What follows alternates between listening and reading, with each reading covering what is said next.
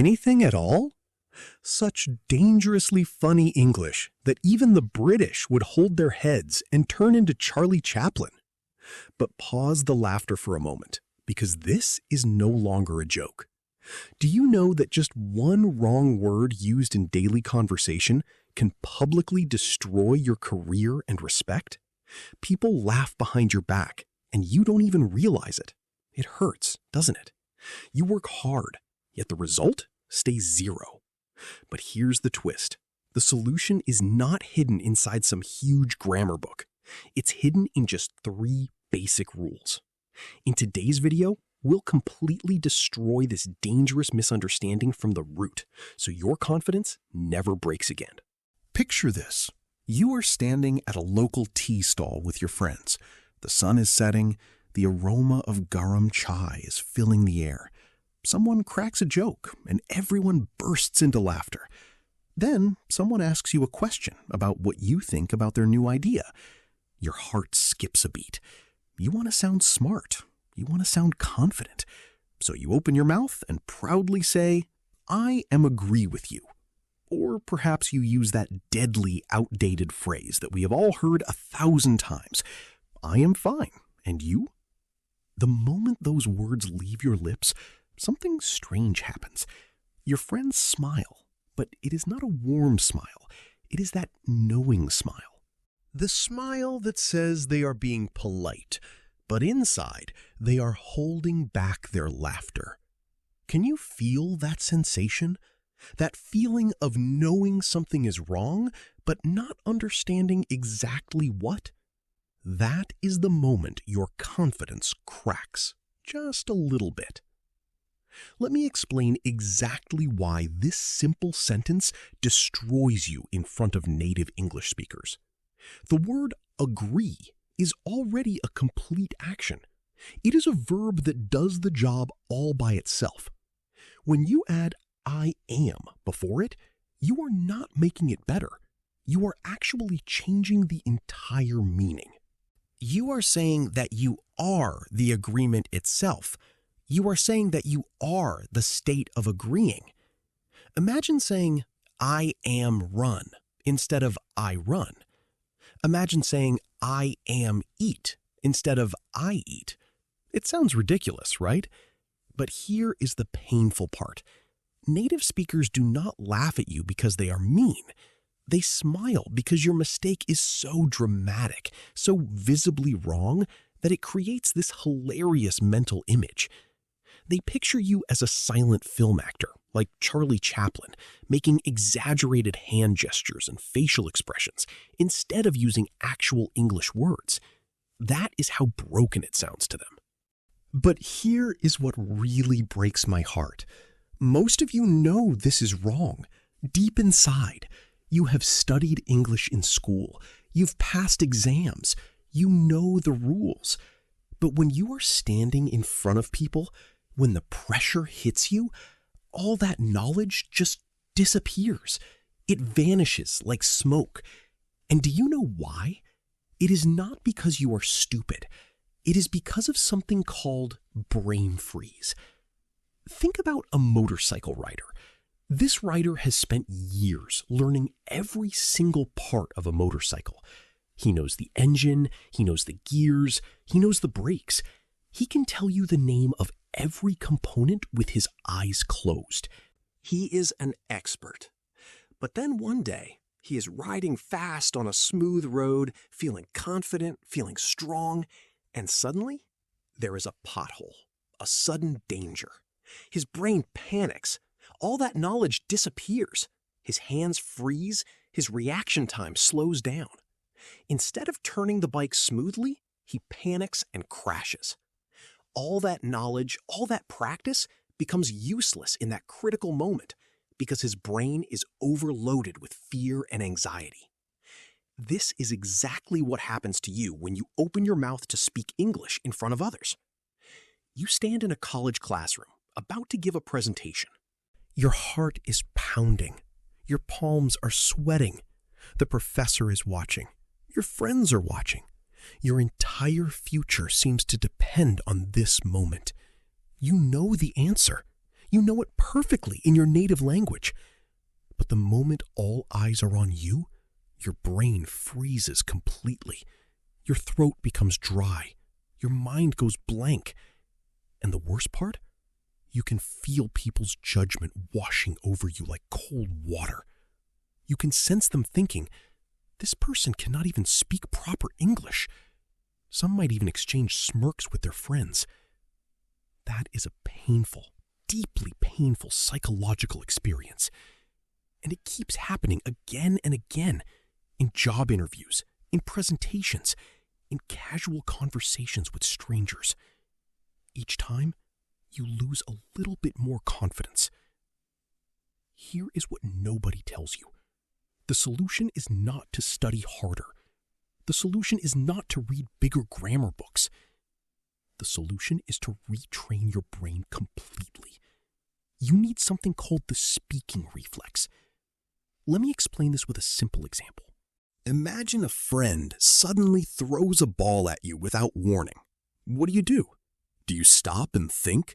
Now, let me analyze the trajectory, calculate the speed, understand the physics, and then make a decision? No, you simply catch it. Your body reacts automatically without thinking. Your brain has trained your reflexes to respond instantly. This is what you need with English. Think about learning to swim. You cannot learn to swim by sitting in a library and reading a 500-page book about swimming techniques. You cannot learn by studying the historical development of swimming strokes. You cannot learn by memorizing every single rule about water pressure and body mechanics. The only way to learn swimming is to get into the water. You have to move your limbs. You have to feel the water. You have to fail again and again until your body learns the reflex of staying afloat. Your brain stops thinking and starts reacting. The tragedy is that most English learners are taught exactly the opposite. You are taught to translate everything. You think in Urdu or Hindi, you apply grammar rules in your head, you translate the sentence to English, then you speak. This entire process takes 5 to 7 seconds. In real conversations, people do not wait 5 seconds. They expect an answer in 1 second. So while you are thinking and translating, the other person has already moved on, and you are left standing there, looking confused, nodding your hand, making awkward hand gestures like Charlie Chaplin in an old silent film. The first rule is simple. You need to build the speaking reflex. How? By training your brain to output simple English phrases automatically, without any intermediate translation. When someone asks you how you are, your brain should instantly say, I am good. How are you? You should not think. You should not translate. It should be automatic. Just like when someone says something funny and you automatically laugh, or when someone says thank you and you automatically say you are welcome. But here is the second problem that nobody addresses. Even if you build the speaking reflex, if you do not have the right sentence structures, you will still be making mistakes. You will be creating new broken sentences. You will be mixing up tenses. You will be confusing yourself. This is where Rule 2 comes in. Imagine you want to bake a traditional Indian roti at home. A complete expert on agriculture might tell you all about the history of wheat farming, the soil composition needed to grow perfect wheat, the climate conditions across different regions, the milling process, the protein content, the gluten development. This expert could talk for hours. But does a person who wants to bake a roti need to know all of this? No, they just need to know 3 simple things. How to knead the dough properly, how hot the pan should be, and how long to cook it. That is it. Everything else is unnecessary information that actually confuses you instead of helping you. English grammar is exactly the same. Schools and coaching centers are filled with teachers who make you memorize all 12 tenses. Present simple, present continuous, present perfect continuous, past simple, past continuous, past perfect continuous, future simple, future continuous, future perfect continuous. They make you memorize the rules, the exceptions, the irregular verbs, the modal verbs, the conditional structures. Your brain is drowning in information. You become paralyzed. You cannot speak because you were too busy thinking about which tense you should use. Here is the reality. 80% of all daily conversations use only 3 basic time structures: past, present, and future. That is it. You need to know how to talk about what happened, what is happening right now, and what will happen. You do not need to know 12 tenses. You need to know 3 simple, ready-made master sentence structures that you can use in almost every situation. For the past, you only need I did something. For the present, you only need I do something or I am doing something. For the future, you only need I will do something. That is the entire foundation. Once your brain learns these 3 structures, you can apply them to any verb, any situation, any conversation. You do not need to think. You do not need to apply rules. You just use the structure. This removes the confusion. This removes the guilt of making mistakes. You are no longer trying to be perfect. You are just using simple, proven sentence patterns that work. Now, the third and final piece. Even if you know the speaking reflex and you know the correct sentence structures, you still need to practice. You still need to build the habit. And here is where most people give up. They say, I do not have an English-speaking environment. I do not have a friend who speaks English. I do not have access to an English tutor. I live in a place where nobody speaks English. This is the biggest excuse. This is the one that stops everything. But what if I told you that you already have everything you need right now in your pocket, your smartphone? Here is rule 3. Every single day, for just 2 minutes, open the front camera of your phone. Look at yourself and start talking about your day. Talk about what you had for breakfast. Talk about what you are doing right now. Talk about your plans for tomorrow. Talk to yourself in English. Yes, it feels weird at first. Yes, you might feel embarrassed, but something magical happens when you do this. Your brain realizes that there is no judgment. There is no one listening. There is no social pressure. You can make mistakes freely. You can say, I am agree, and laugh at yourself without anyone making fun of you. And after a few days, your brain starts to relax.